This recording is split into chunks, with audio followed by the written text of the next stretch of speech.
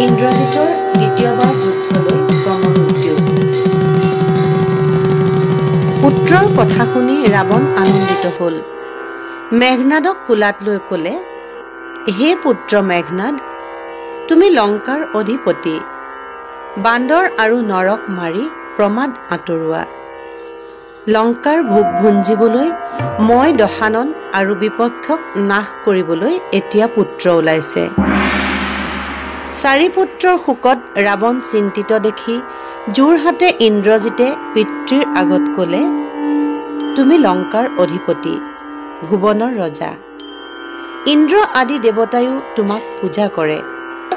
তুমি অলপো চিন্তা নকৰিবা, মই এতিয়াই শ্ৰীৰাম আৰু লক্ষ্মণক বান্ধি আনোগৈ। ৰাৱণ নন্দনে এনেকৈ কোৱাত দশাননে যুদ্ধ কৰিবলৈ আজ্ঞা দিলে।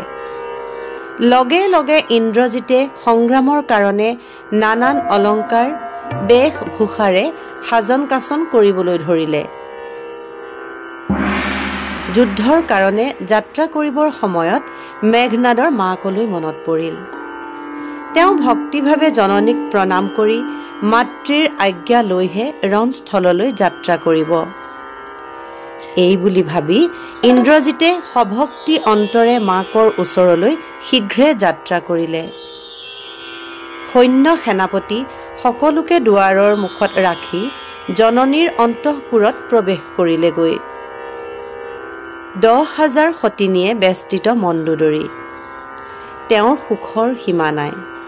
মণ্ডোদৰীয়ে মহেশ পাৰ্বতীক ৰণ জয় কৰিবৰ কাৰণে পূজা কৰি থাকে। সেই সময়তে মেঘনাদ তাত উপস্থিত হৈ মাকৰ চৰণত প্ৰণাম কৰিলেগৈ। মাকে আঠে বেঠে পুত্ৰৰ দুই হাতত ধৰি মেঘনাদৰ মাথাত অসংখ্য চুমা খালে। মাকে ক'লে, হে পুত্ৰ, মই গান্ধাৰীক পূজা কৰি তোমাক পুত্ৰ হিচাপে পাইছোঁ।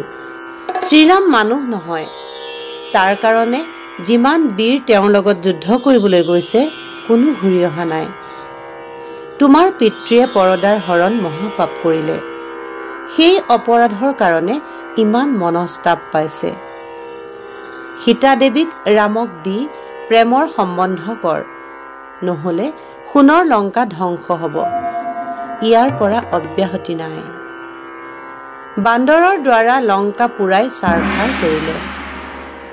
শ্ৰীৰাম মানুহ নহয়, বিষ্ণু অৱতাৰ। তোমাৰ খুৰা বিভীষণ গুণৰ সাগৰ। তেওঁক ৰজাই সভাৰ মাজত ভৰিৰে লাঠি মাৰিলে। ৰামৰ সীতাক হৰণ কৰি আনিলে। এতিয়া আনক কিয় ৰণলৈ পঠিয়াইছে? তোমাক মই ঘৰৰ ভিতৰত বান্ধি ৰাখিম। নৰ বান্দৰৰ যুদ্ধলৈ মন নিদিওঁ। মাকৰ কথা শুনি মেঘনাদে হাঁহি মাকক নানান ধৰণে প্ৰবোধ দিবলৈ ধৰিলে। হে মাতা, মোৰ পিতৃ জগতৰ কৰ্তা। তেওঁ দুৰ্জয় প্ৰতাপত অষ্ট লোকপালকো জিনিলে। গতিকে তেওঁৰ তেজতে এনে বৈভৱ ভোগ কৰিছা। তুমি তেনেজনক স্ত্ৰীসকলৰ মাজত নিন্দা কৰিছা। স্বামী নিন্দা মহাপাপ কি কাৰণে কৰিছা? স্বৰ্গ মৰ্ত্য পাতালৰ যিমান দেৱতা আছে সেইসকলৰ ভিতৰত কোনজনে পৰদাৰ হৰণ কৰা নাই? সুৰপতি ইন্দ্ৰই গুৰুপত্নী হৰণ কৰি কি হ'ল? সকলোৱে কয় দেৱৰাজ দেৱৰ উত্তম, কিন্তু তেওঁৰ কাৰণে গৌতমে নিজ স্ত্ৰীক তেজিলে। চন্দ্ৰক ব্ৰাহ্মণৰ ৰজা বুলি জগতে কয়, কিন্তু চন্দ্ৰই কিয় গুৰু বৃহস্পতিৰ ভাৰ্যাক হৰণ কৰিলে? তবু চন্দ্ৰৰ ৰূপত জগত পোহৰ কৰি আছে। জগতৰ শ্ৰেষ্ঠ পৱন দেৱতা, তেওঁ বামনী গমন কৰিছিল। গতিকে মিছাকেই কিয় পিতাক দুখ দিছা? ৰাম জাতিত মনুষ্য, তাৰ কাৰণে গৰ্ব কৰিবলৈ একো নাই। তেওঁৰ স্ত্ৰীক হৰণ কৰা কি অনুচিত হ'ল? খৰ দুখনক মৰাৰ কাৰণে ৰাম বৈৰী হ'ল। গতিকে পিতাই তেওঁৰ স্ত্ৰীক আনি ভাল কৰিলে। ইমান কথাৰে মাকক পতিয়ন নিয়াবলৈ যাওঁতেও মাকে 2 লক্ষ বান্দিক আগত আনি দিলেহি। তেওঁলোকে জোৰ হাতেৰে ক'বলৈ ধৰিলে, হে ৰাক্ষসৰ নাথ, আমাৰ স্বামীবিলাক যুদ্ধ কৰি মৰিলে। আমাৰ মন তেওঁলোকৰ কাৰণে শোকত আকুল হৈছে। তোমাৰ 9,000 পৰমা সুন্দৰী আছে। তেওঁলোকে যিমান ইচ্ছা তোমাক সকলো প্ৰকাৰৰ সেৱা কৰক। সকলোকে তুষ্ট কৰি ৰণলৈ যোৱা। নৰ বান্দৰক জিনি কুশলে আহাগৈ। সংসাৰত কোনো যেন আমাৰ নিচিনা বান্দী নহওঁ। বান্দীৰ অসাধ্য কৰ্ম ত্ৰিভুৱনতে নাই। সিহঁতে স্বভাৱৰ গুণত আকাশতো চাং পাতিব পাৰে। তুমি চিন্তা কৰি চোৱাচোন। তোমাৰ পেহীয়েৰ সুপৰ্ণখা ৰান্দী ৰাক্ষসী হৈ তাই মানুহলৈ অভিলাষ কৰে। বয়সৰ সীমা নাই, চুলি পকি গ'ল। তাই ৰামক ভুলাবলৈ মনোহৰ বেশ ধৰিলে।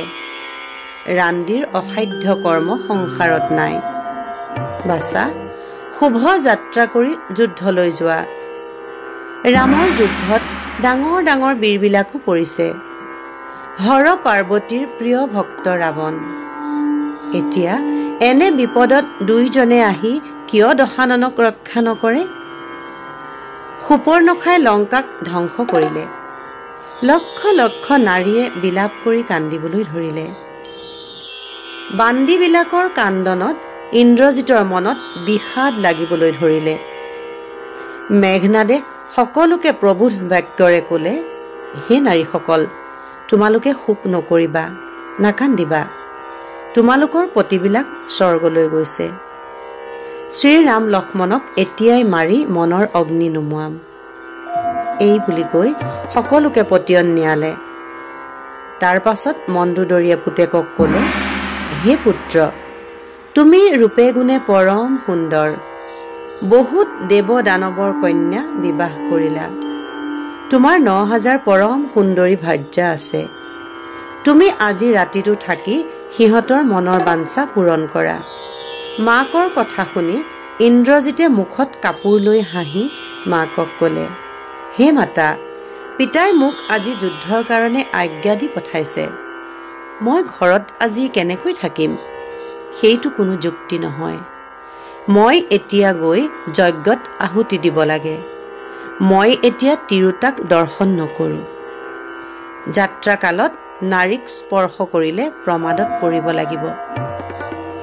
সেই বুলি কৈ ইন্দ্ৰজিতে ভক্তিভাৱে জননীৰ চৰণত বন্দনা কৰি যজ্ঞৰ কাৰণে সাজি কাচি ওলাল।